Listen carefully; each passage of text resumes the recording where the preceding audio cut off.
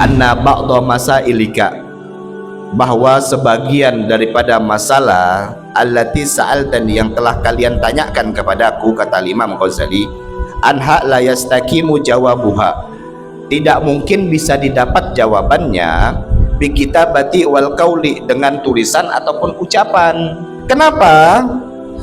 Wa in tablugh tilkal halata ta'rifu mahya, kelak apabila kamu, kata beliau, telah mengalami keadaan tersebut. Keadaan tersebut yang kita bahas tersebut di sini minggu kemarin adalah seseorang yang betul-betul dan sungguh-sungguh bermakrifatullah, betul-betul mengenal Allah, cahaya ma'rifat masuk ke dalam hati dan sanubarinya. Maka timbul suatu pertanyaan, bagaimana seseorang itu bisa sampai kedudukan bermakrifatullah, sampai kepada Allah? Maka kata beliau, pertanyaan kalian itu tidak akan bisa mendapatkan suatu jawaban melalui perantara tulisan dan ucapan, illa, terkecuali intablughatil kal hawa li ta'rif mahya, apabila kamu telah mengetahui keadaan tersebut. Jadi untuk menjawab daripada pertanyaan tersebut, bagaimana caranya, artinya bagaimana rasanya, maka kau harus sampai ke makam ataupun kedudukan tersebut, ke derajat tersebut. Mencari tahu tentangnya termasuk perkara yang mustahil. Mencari tahu tentang rasanya mengenal Allah. Nah ini kan kurang apa namanya, kurang etis. Gimana sih rasanya mengenal Allah? Bagaimana sih rasanya ketika ma'rifatullah itu masuk ke dalam hati dan sanubarimu, betul-betul di dalam mengenal Allah? Atau mudahnya begini deh, bagaimana sih rasanya halawatul iman? Bagaimana sih rasanya manisnya iman itu? Karena kenapa? Terus terang, ketika kita membicarakan tentang makna rasa manisnya sebuah iman, maka itu menyangkut tentang masalah hati, itu menyangkut tentang masalah rasa. Apakah dengan sebuah perkataan ketika kau merasakan manisnya iman hatimu tenang, hatimu tentram? Enggak. Karena kita ketika menyangkut tentang masalah rasa, bicara, mulut ini terasa miskin untuk menjelaskan tentang manisnya iman. Bagaimana luar biasanya seseorang yang telah merasakan manisnya keimanan. Jadi kalau kita ditanya tentang bagaimana rasanya, jadi itu adalah sesuatu yang mustahil untuk dijelaskan. Jadi kata beliau di sini, karena masalah tersebut, masalah tentang masalah rasa tersebut adalah bersifat perasa. Jadi kalau kita masuk ke pembahasan masalah rasa, maka susah untuk dijelaskan dengan kata-kata. Kayak suatu contoh deh, ketika seseorang mencintai wanita, maka ketika ditanya bagaimana rasanya mencintai Laila, bagaimana sih ketika ditanya sebesar apa sih cintamu kepada Laila, maka si Uwais akan mengatakan, kata-kataku ini terasa sempit untuk menjelaskan seberapa besar cintaku kepada Laila. Kenapa? Karena luar biasanya rasa cintaku kepada Laila. Tentang masalah rasa.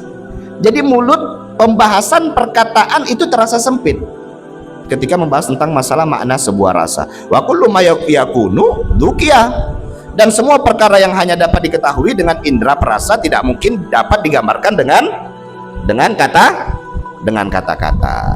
Kau tidak akan mengetahui rasanya manisnya manisan dan pahitnya empedu kecuali kau mengetahui dan mencicipinya. Demikian itu sebagaimana yang telah diceritakan seseorang yang menderita penyakit impotensi bertanya kepada sahabatnya. Pertanyaannya, dia bertanya, beritahukan kepadaku tentang nikmatnya bersenggama. Bagaimana nikmatnya bersenggama? Bagaimana rasanya? Bisa nggak dia menjelaskan tentang hal tersebut? Mustahil, ya kan? Kalau kau tanya nih Dan dengan Syawi, Wi, bagaimana sih aku saking lamanya aku jomblo ini, lamanya aku sudah tidak menikah, sampai lupa aku bagaimana rasanya. Kemudian kau tanya, gimana sudah rasanya itu, Wi? Apakah rasa yang dulu sama dengan rasa yang sekarang? Kalau zaman kami dulu beda, ya kan? Kalau zaman sekarang mungkin ada perbedaan juga, ya kayak gitu kan? Apakah Syawi bisa menjelaskan rasanya tuh begini dan rasanya tuh begitu dan? Oh, tidak bisa, kecuali memang kau harus mencicipinya, kau harus merasakannya dengan perantara pernikahan. Jadi tadi temannya tadi, orang yang impoten ini bertanya bagaimana rasa dan nikmatnya itu bersenggama, ceritakan kepadaku rasanya.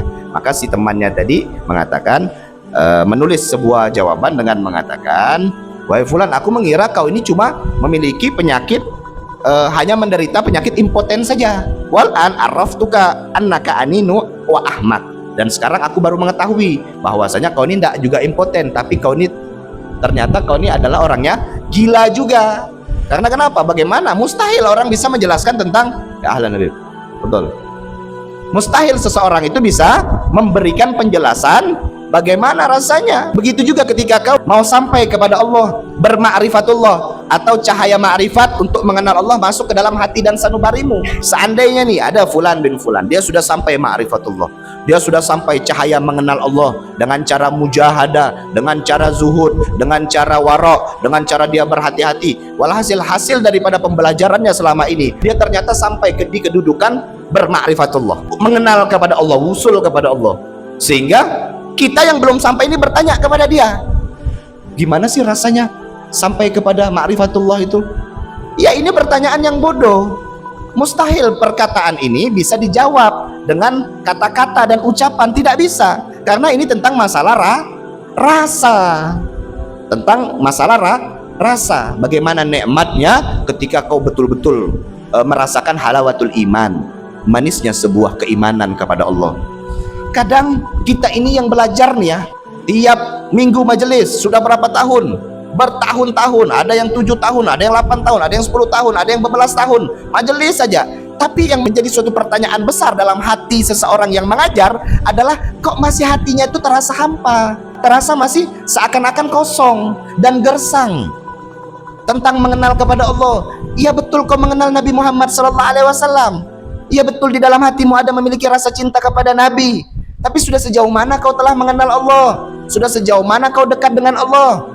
Bukankah Nabi Muhammad SAW merupakan salah satu orang yang paling dekat dengan Allah Subhanahu wa Ta'ala? Sehingga ketika kau mengatakan kau cinta kepada Nabi Muhammad, maka hal yang harus kau ketahui, wajib bagimu ketika kau memiliki cinta kepada Rasul, dan wajib bagimu untuk mengenal Rabbul Alamin, cinta kepada Allah. Maka siapa orang yang telah memiliki rasa cinta kepada Allah, maka siapa orang yang memiliki rasa wusul sampai kepada Allah, maka hatinya tidak akan pernah merasa hampa dengan perkara yang telah Allah datangkan dan uji kepadanya.